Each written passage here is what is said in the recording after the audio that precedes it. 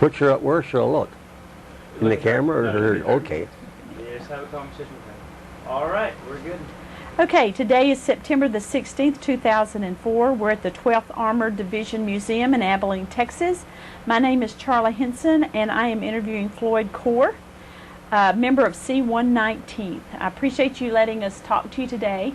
We're going to start first with who your parents were and where you were raised.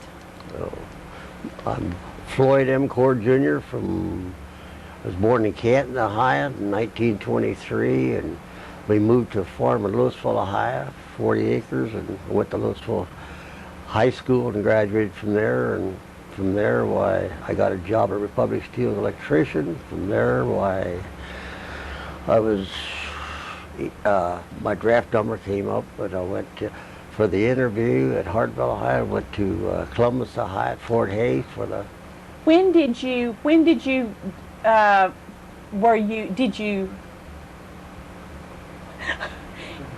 enlist? Did you enlist, and what year did you do this? I was drafted. Drafted, okay. I was drafted at Hartville, Ohio. Went down to Columbus for the physical at Fort Hays, Columbus. And what year was that? 1943. And you were how old?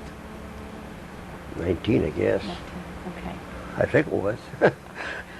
Okay, tell me where you went into basic training then.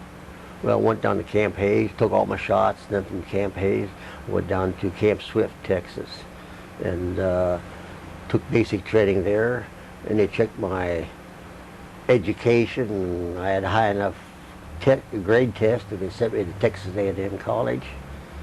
I stayed there for 9 months, and they said, the heck with this college, get them out over the front lines. And so how did you find out that the STP program was ending? They said, this is it.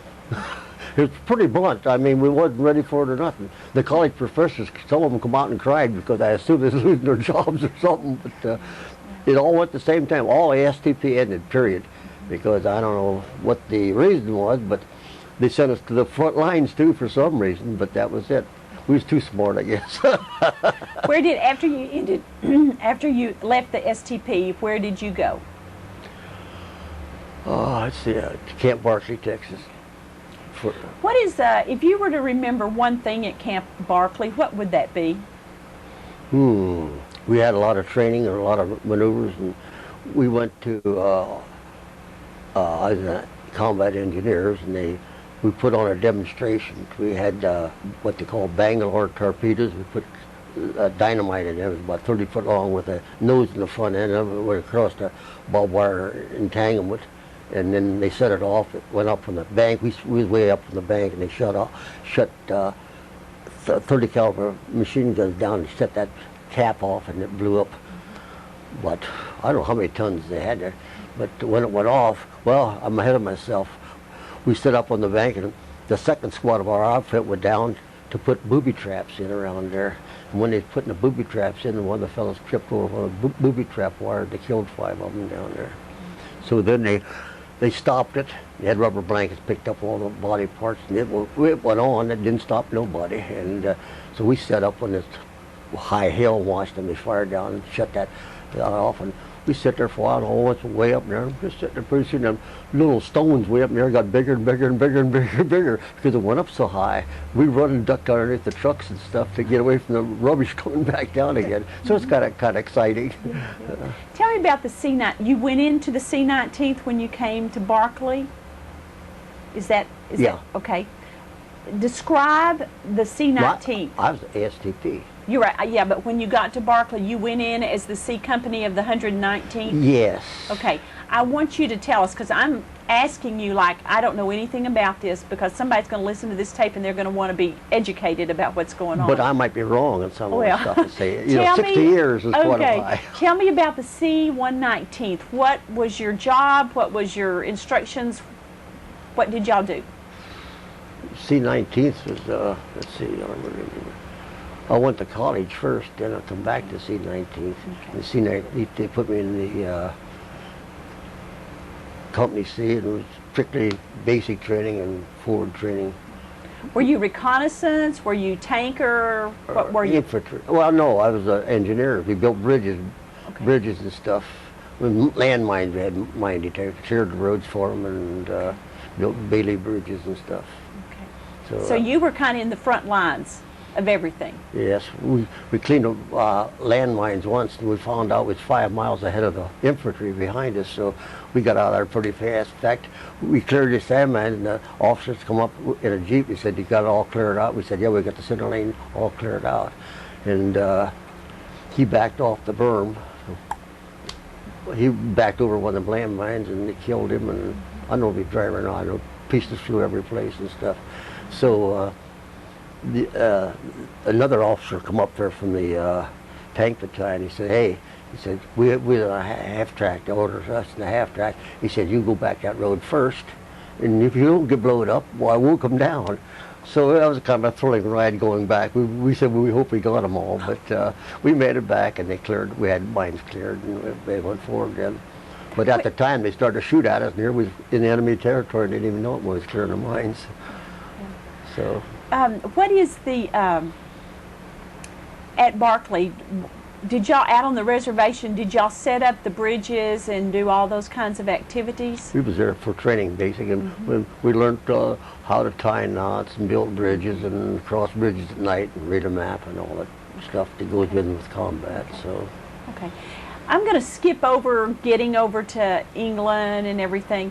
I want to tell me about landing in France. We landed in England first. I mean, well, England and then going to France. We went to England and we crossed over to Le Havre. And when we got off at Le Havre, they took us, at least our outfit, up to see what the German mines were like and booby traps. So we went up on this hill, Le Havre is a cliff there at Cherbourg. So here they had these 1,000-pound bombs still up there yet on the cable and stuff. That didn't have a chance to cut them out and kill the guys down below. So they're still hanging on cables up on the Havre. So we seen that, and we looked at their mines and stuff, and they're starting to put in plastic mines. So we couldn't pick them up with our mine detectors. So we used our bayonets to try to find them. So you were going around with bayonets trying to find bombs. Because just about a month or so before that, they heard these people was getting blown up and wondered why, and here was plastic mines. They couldn't pick them up with a mine detector. So we had to use both the mine detector and the bayonets to find them. Describe a mine detector for us. It was a round thing. You've probably seen a round thing.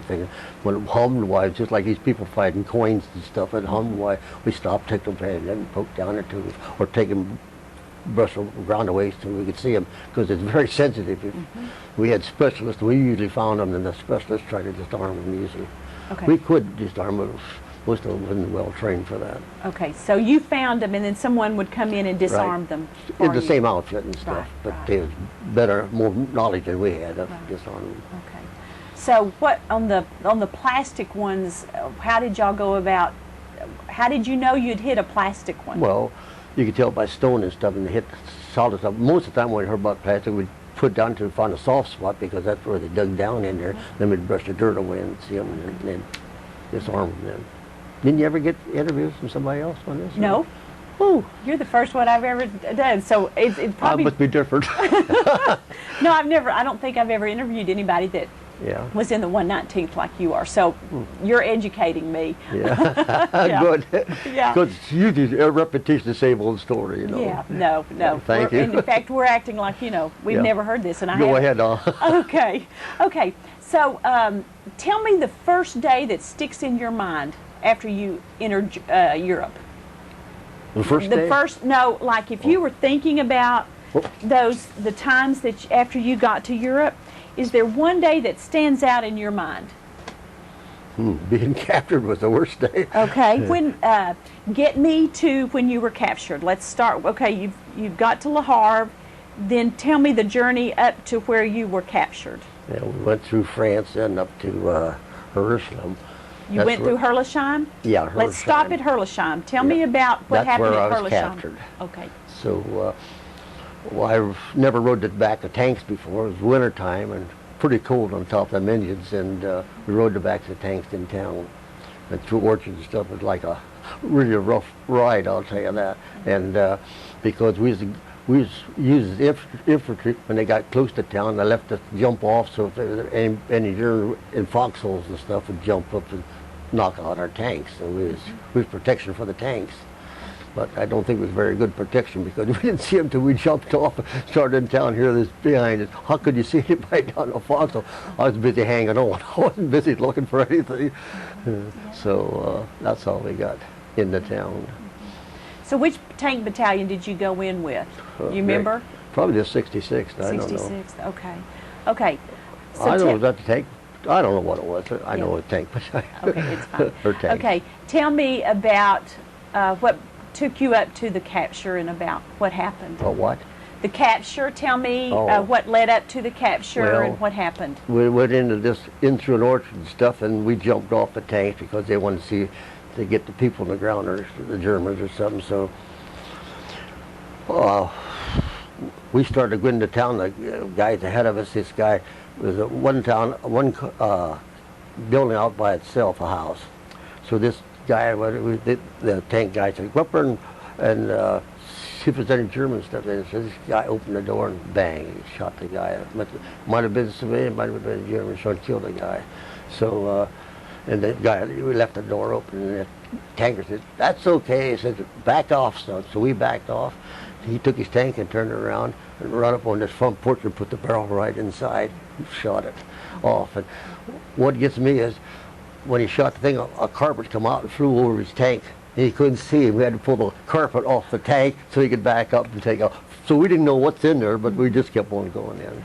So that's how we got through town then, or in town. And what made it bad was they left us first go in as a decoy, and they shot the ones back, so it was kind of bad too. So were you in town when you were captured? Yeah. We went in this house, first house, naturally. After they blew up that other house, we went in the house, and was using this house to fire out at the Germans and stuff there. What happened was they knocked this one tank out just coming in town, and they hit it with an 88 naturally. And this guy did get out, but then he was wounded. He was hollering for help, and he was shooting stuff. It felt like the dickens that couldn't help him. So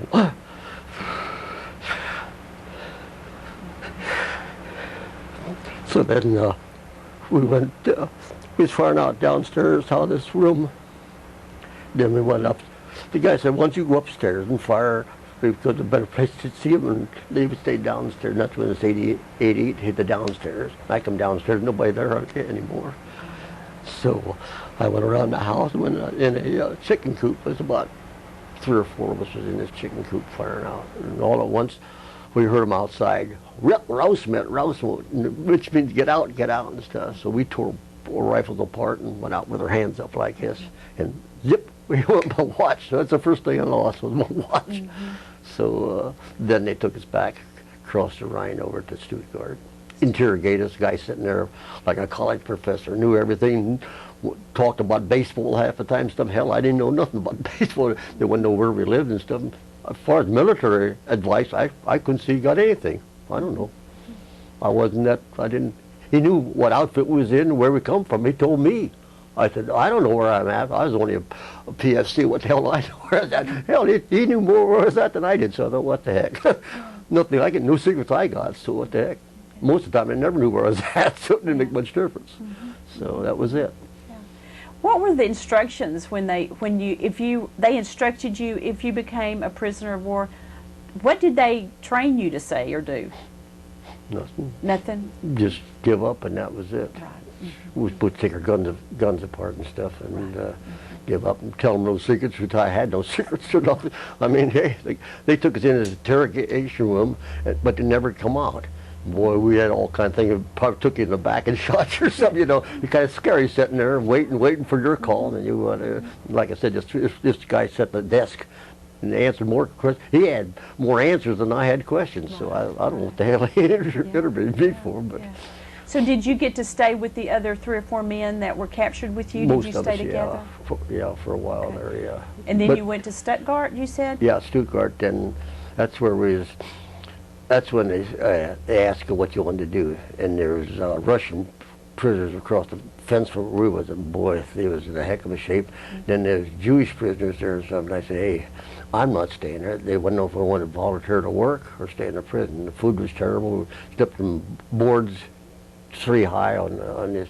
And I thought any condition, I thought time would go faster if I volunteered to work. So were you in kind of what kind of buildings did they keep you in? Where were these three well, levels? It was in wooden barracks. Just barracks? Just wooden barracks, yeah. So no heat or nothing. This is winter, and no heat. So and I had goulashes on to keep my feet from freezing. Most of them had combat boots. We didn't get a chance to even get them. We just had regular shoes or regular. So first thing I lost was my goulashes, which I don't blame the German. It was nice. The size 12, they only had one size, it's 12. And I put paper at the end, and that made them warmer, so I was all set. But I looked like a Bigfoot walking down there. You know, everybody traced me, thought he's a hell of a man with them big feet. so that's what happened there then. So where did they put you to work? What did you do?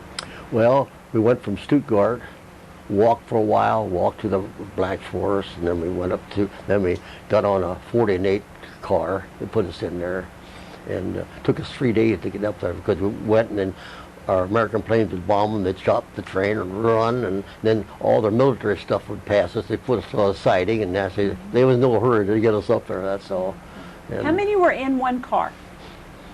Oh, I suppose they say 48, but I think they had 50 because we couldn't hardly sit down and no place to urinate or nothing. It was kind of rough. One guy started a fire and we couldn't even almost burn our eyes and everything. So we sat that because it's colder than the Dickens. But my gosh, that didn't last long. So enough of us in there huddled together that worst of times was in the winter time. The coldest time of history almost over there. So that was so it. where did they finally? Did you stop at one location and stay the rest of the time before you escaped? Where did they take you? Well, from Stuttgart, like I said, I walked and rode the train up to Hanover, Germany, and that's when they asked. No, I volunteered to go up there and went up to Hanover, Germany, and went out on this work details. They had at first they had streetcars to take us there, and our planes bombed it. So then we walked to work in the morning, and it was a schoolhouse, an old schoolhouse. They had barracks in there, or bunks too high, and that's where we stayed in while I worked in Hanover. Cleaning bricks, we cleaned bricks, and they put them around these tanks, these storage tanks, about 3 foot wide. So when they dropped the bomb, if it was a direct hit, it wouldn't hurt the storage tanks. So they put these here bricks right around each storage tank. So it had to take a direct hit, or it wouldn't have it.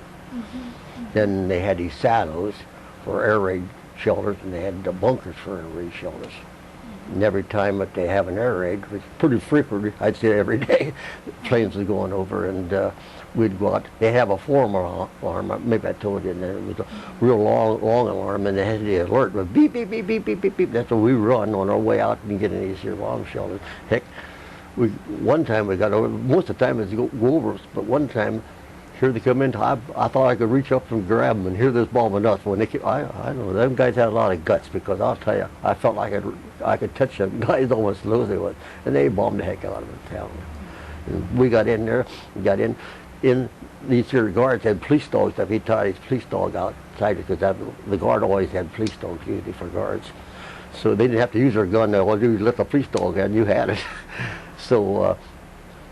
Where was I? Oh, we went in these silos. They had just one like a silo high and bunkers low. We went in there, and this one time they bombed. The bomb was so close outside it went over the top of the entrance. We couldn't get out, so they had to dig us out. And here's this poor police dog. He said that guy it went over top of the bomb. Bomb went over top of the ground, and it was wild out there. Probably blew his ears out and everything else. So we'd go back and forth out there. You've probably heard this story a lot of times. Huh? No. Maybe I got a better memory than I had. No, I haven't heard this story. So it was interesting, I'll tell you. Yeah. So how many hours a day did they have you cleaning bricks? 6 to 6. They kept us busy. We was off Sundays. They give us Sundays off, so that was nice of them.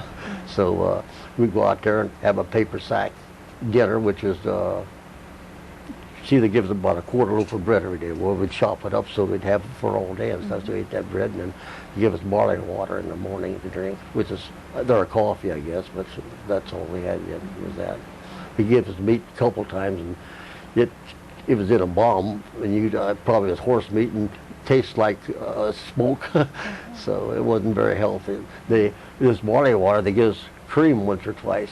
We found out we didn't want to do that. We poured this cream in there. It curdled. Oh, it looked like spit. I mean, they couldn't even drink it then. And I don't know if it was too hot or what happened. This cream just curdled. Just we poured out just globs. So no more cream. We didn't need that, or whatever it was. Yeah. Being in Germany, did you ever have Red Cross packages or Yes. any of those get to you? Yes, that was really nice. We had Red Cross packages. They sent. Each one of us was supposed to get one.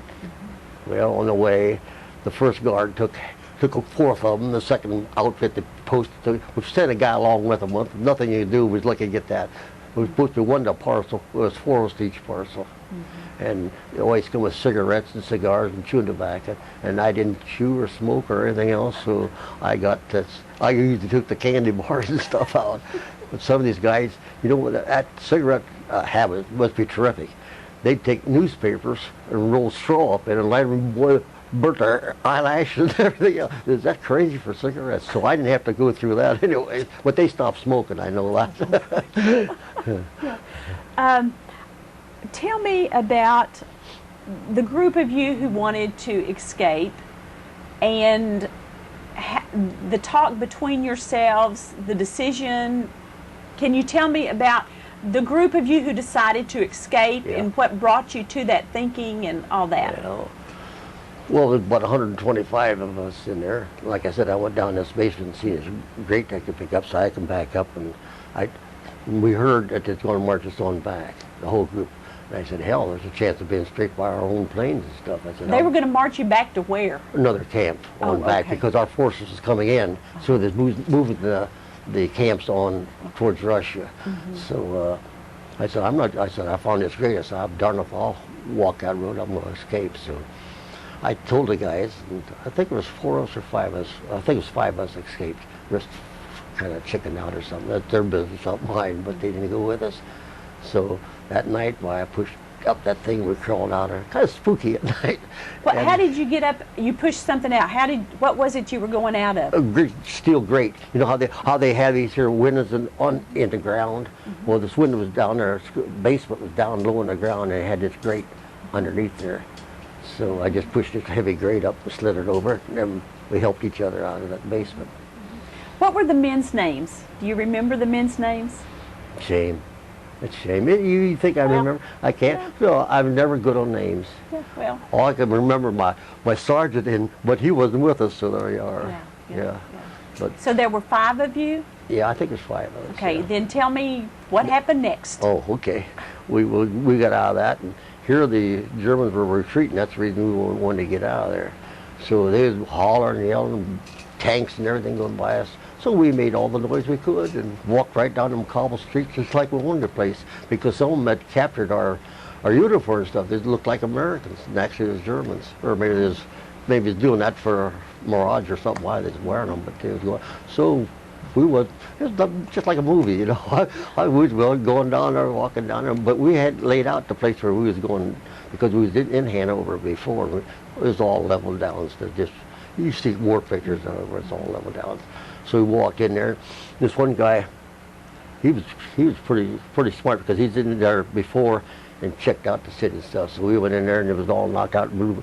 He had laid out for this here in the basement. There's a lot of rubbish and stuff. It was burning down there. Yeah, it's a place to keep warm because it's cold in the wintertime there. So we went down in there, sit beside that fire, and we were sitting there one night, and Wait 1 second. Well, they must have quit. Yeah. I apologize. Okay, so you were down in the basement where the fire was, and you were keeping warm. Keeping warm, yeah. And here's the guy. There's no latrines or anything around here, so here's comes the guy down in the basement. If I'm interrupting anything, then I'll leave. No, it's because this is John's office. Can we just Most guys don't like to talk about it, but it's been so long ago, I'm glad to get it off my chest. Oh, I mean, yeah. No, I don't care. But I thought you had, everybody did this or something, no? And see, I haven't talked. I've interviewed about 100 people or more, probably over 100 people. But out of all y'all, you know, you're the first one I ever that escaped in Hanover. So, you know, this is all Maybe new I should to write me. a book. Yes, that's right. You should write a book. We'll copyright it, okay? Yes, okay. Okay, so you're down in the cellar where the it's basement. burning, and then some guy was coming down Yeah. the stairs. And this guy come down, and oh no, I think it was a woman come down, did her business. She seen us down there, so we heard outside. Well, what the heck we were going to do? I had a knife. That's the only weapon we had was one knife. I said, oh, I don't know what the heck we're going to do. So here we said, let's go back as far as we can, see where these tunnels are. We went clear back, and guess what? There's a dead end back there. We were clear back. It was darker than heck back through there. Here's the dead end wall in this basement. So what did we do? Wait. And wait and wait. And we could hear them talking out there and stuff and coming in. And the guy said, what are you going to do? I said, what the hell can we do? Wait, that's all. He said, you know they're going to shoot us. I said, I don't care. What else can we ain't going to run out there ahead of them and show them where they're at. So he come down, like I said, I don't know, one had a knife, and so they come down, and we heard them talking. And it was dark and spooky, and they chickened out, and they went back up. And I had to sneeze, and I'll tell you, there's no way you can hold a sneeze. I did it. I said, hey, and I think my ears almost blew it off. But I had to sneeze, but they were almost out of there. But I held as long as I could. But I said, oh, the stupid times I have to sneeze. So but it's life. She probably hasn't heard all this, have you? I don't talk about it much. Yeah, do you not? So you were down there. How long were you down there, do you think? Where's that? In the basement. Oh, about 5 days probably. 5 days. Yeah. The other guy went out and looked around to see where they had food and stuff. So he brought back a little bit of stuff for us to eat and stuff and water, and that was it. We stayed there 5 days, and because we heard our troops was going to come in, so we come in. So the 5th day we could hear the tanks going rolling through there. So we come out, and first tanker stopped. He stopped his tank, and he said, "Hey," he says, "where are you going?" I said, "We're ex-POWs. I mean, we're POWs.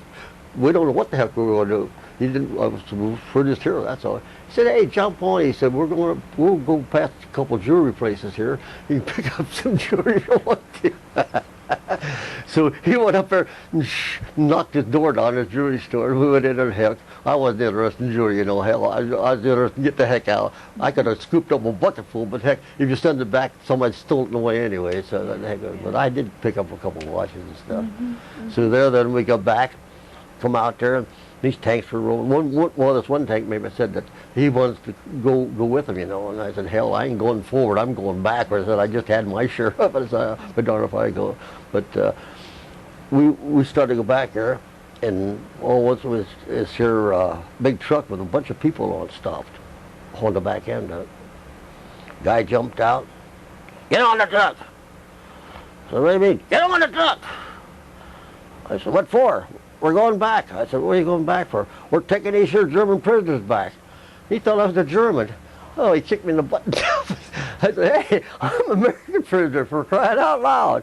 So we got off that truck pretty quick. But Christ, that's kind of stupid. I mean, but I don't blame them because they had uniforms, our uniforms too. But they tried to put this guy treated me pretty rough. I'll tell you that. So I had good experience. Yeah. How long were you? How long were you a prisoner of war? About 8 months. 8 months. Yeah. I remember more about that than all the years of. It sticks to me more for some reason. Right. Yeah. That experience. Yeah. How much weight did you lose? How much weight do you think you probably lost? I'm sure you didn't gain weight. I had 50 pounds probably. 50 pounds. But I was on the heavy side, so we was always hungry. That's the only thing I could think of. Why? I never know, because I never had ate them before. It was peanut butter sandwiches. I don't know why. Not no sandwiches or anything. Oh, we had that brown bread and stuff. But food was on our mind most of the time. It wasn't women, it was food. Yes, food. Tell me, and I don't know if you want to, but tell me the one thing that stands out in your mind during the time that you were a prisoner of war. Is there one thing that just when you think about those times it just comes to you? Well, the best times when I was liberated, we all cried and went out. Yeah. What did you think that day that you were liberated? Freedom. Freedom. Yeah.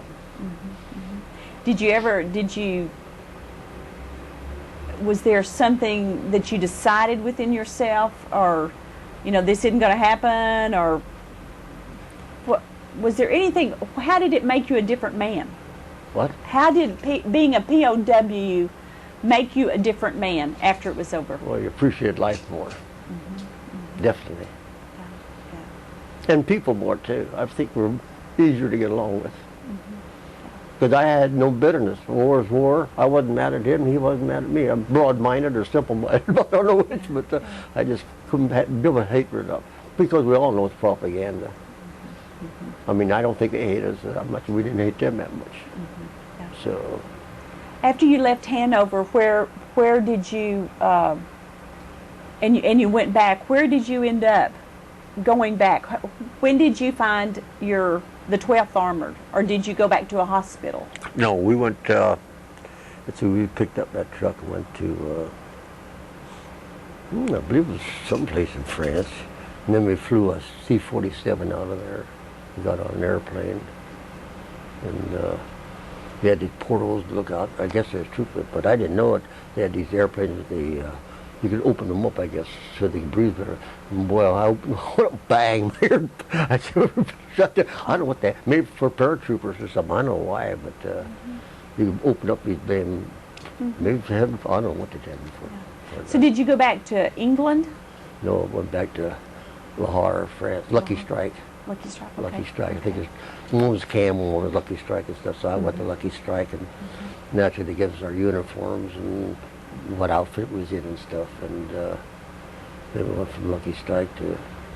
How long were you at Lucky Strike? I'm assuming they gave you time to recover? How long were you there? I'd say 2 or 3 weeks the most. It wasn't no vacation or anything. Yeah. Some people went to Paris. I said, hell, I don't want to go any place. I've had it. Yeah. So I stayed in the camp. Some of the guys went into Paris. I think about a week or two there. Then did you have to be careful about how you ate, how you started eating again? yes, because when the Red Cross, we landed over there, the Red Cross, everybody said, where's the Red Cross for their donuts? And here a couple of them died. They ate too many donuts. I guess they just kept shoving these donuts down. You wouldn't think you could die from eating donuts, but they ate too many donuts, died. So we had 1 or 2 donuts, and that was about it. So, but white bread was just like cake to us. Buying that white bread looked good because I don't know why, but that's the reason I don't order brown bread too often. So the German bread, was it that dark bread? It was half sawdust and half barley or something, I guess. Real heavy. A pound like that weighed 4 pounds, and they give us a fourth of it for a day's supply. So we'd carry that around and get hard as a brick and everything else. But we had that barley soup with port in there to get so we could eat the darn stuff. But when you're hungry enough, don't make any difference what it is, you'll eat it. Yeah. So when you went to, you were at Camp Lucky Strike, then what happened to you after that? Well, we got our uniforms and stuff back and stuff, and then we took a slow boat to, we wanted to go through Panama over to Japan, but they changed that after they figured we was winning over there, so we went over to, landed at, what the heck was that place, New York? I can't think of it all. What's the coastline there? New York, a big harbor we went in and landed there. I don't know. I can't think of it now. I did know of it. Well, that's where we went. So you got back on the boat. When you got back on the boat out of France, you left France, you thought you were going to Japan.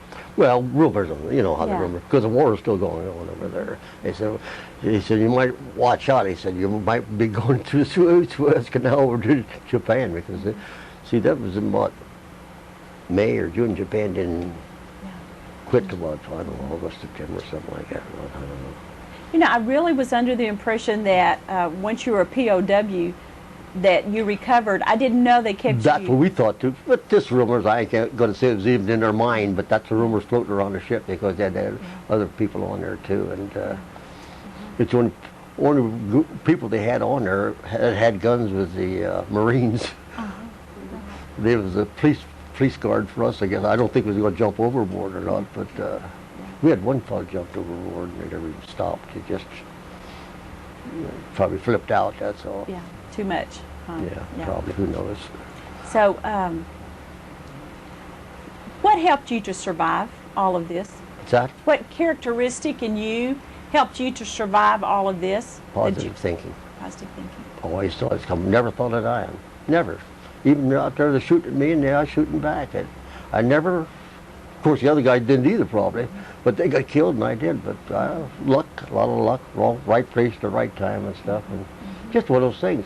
I always compare it from hunting rabbits. Some get away, and some don't. And I said, I was the one that got away. So that was my opinion. Yeah. When you went to New York, what happened once you landed in New York? Well, let's see, what did we do there in New York? I know it was raining like, they give me a furlough, 80-day furlough, and went home.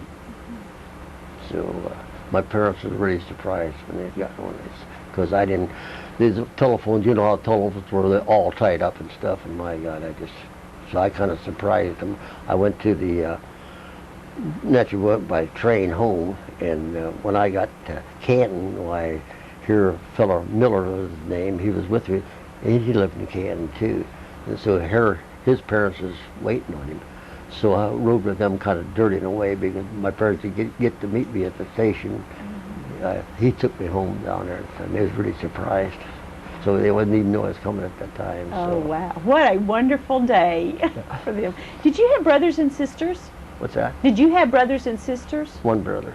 Okay, did he serve? Yeah, both of us served. He's 3 years older than I am, and he felt kind of bad because I went first. About a year later, he said, hey, you know how you feel. I'm going to do my part too. So he was what do you call it, draft exempt because of his job and stuff. And he said, I'm going too. So he did. Where did he serve? In Europe, same place I did. He was in the Signal Corps, but I never seen him or anything. He went to France and stuff, but I never seen him or anything. And which division was he in? I don't You know. don't know? Okay. I know he's in the Signal Corps. Yeah. So We got both pictures of him and stuff, but I don't know. So both of you came home Yeah. from the war and got to be reunited. What did you do after the war? Well, I went back to my same old job. My brother did too. We both worked in the electrical department in Republic Steel. I stayed there for 45 years. Yeah. So I got stuck. You know how it is. You start raising a family. You got a job. You want security. Like I had Texas A&M. I should have went on to college and stuff. But money is more valuable, I guess, in college with a family. So Yeah. like that. Did you marry after the war? Oh yeah. Okay. How old were you? Who did you marry and how old were you? And I'm about 19, I think it was. He was 19. Yeah. I met her after I come home from the service. Got married. And how many years have you married? 45 years? 54 years. 54. So Okay. good marriage. Yeah. How many children do you have? 3. 3. 3, isn't it? Yeah. You're one of them, I know that. You had one daughter, and what are the other 2 sons, And 2 Greg sons. and Douglas. And Douglas. And Okay. then they got, Greg's got grandchildren, one Okay. grandchild, so. Okay. Okay. Well, I want to ask you a question. I ask this. No, 2 questions. Number 1 is there one person that stands out in your mind in all of your experiences of World War II? Is there one person that you remember very distinctly and who that was?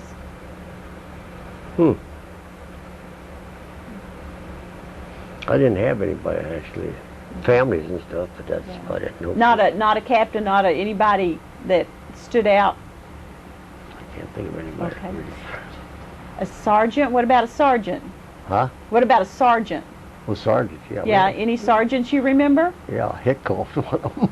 Who was it? Hickhoff was his name. Hickoff? Sergeant Tell me Hickhoff. about him. Well, we weren't friends, that's enough. Where did you meet? Where were you with him? Well, the whole way almost, Oh. from base to train we joined it. And, you know, most of us love our freedom and stuff when you're in service. Even when I was in service, I had a lot more freedom than with a sergeant. What he said was law. And I was kind of rebellious against the authority at the time. And I'd have to do usually 2 or 3 laps around the field with a gas mask on, sweating like a dickens. So that was my punishment. So in due time, then I got a lot of extra KP because we weren't the best of friends, you know. So I went the hard way, I guess. I don't know why. What did you do? What got you in trouble? Well, not obeying orders, I guess. Okay, okay. I guess that was it, because you put that one mind, that's it, they're right, and they don't want any other, right or wrong, they're right. Just like when I went in the city, we had a little captain come around and give us a little pep talk. He said, "You guys are coming back one way and one way only. You know what?" So somebody about, "How's that?" He said, "You're either going to be captured, killed, or wounded. That's the only way you're coming back." Well, it made us feel real happy, you know. But that was a good pep talk. We knew what's coming ahead. Yeah. So it was kind of a dumb, you know, the Army makes the dumb mistakes that, like I said, the infantry come in one way and tanks come in the other way, and we never met. If we all went together, we'd have took the whole damn town, probably. What? What? A captain that died that you knew? What? There was a brick out there. Oh yeah, I got a brick out there. Oh, you've got a brick out there. Yeah, But Okay. somebody said somebody died. yeah.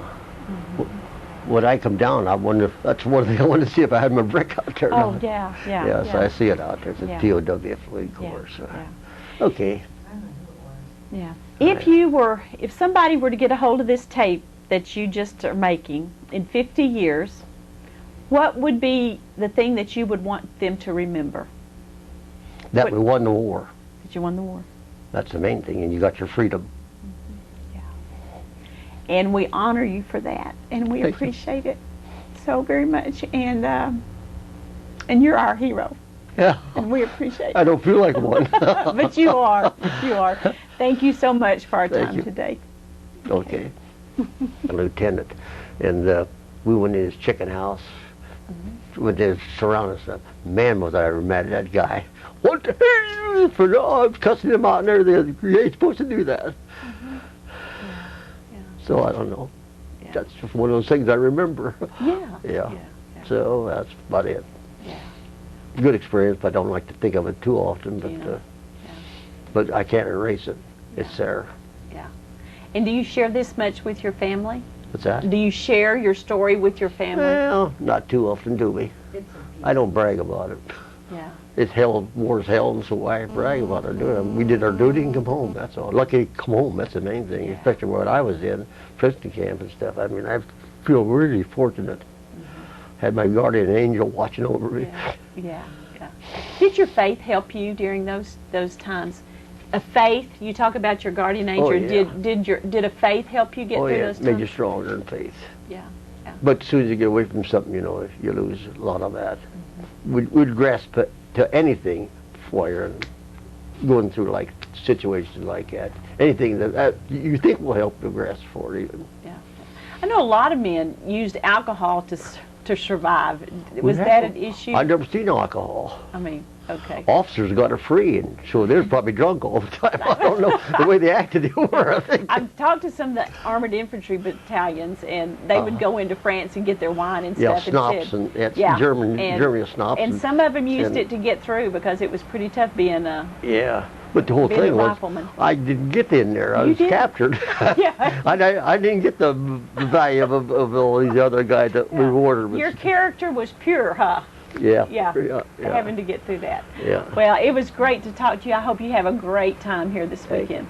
We're all running out of time, you know. Yeah. Yeah. So that's why it's I important. think it's the last time we come, probably. You never know, Yeah. but yeah. we hope it's not. But Yeah. Yeah. Well, it's great to visit with you. okay, well, Thank thank you. Yeah. All right, before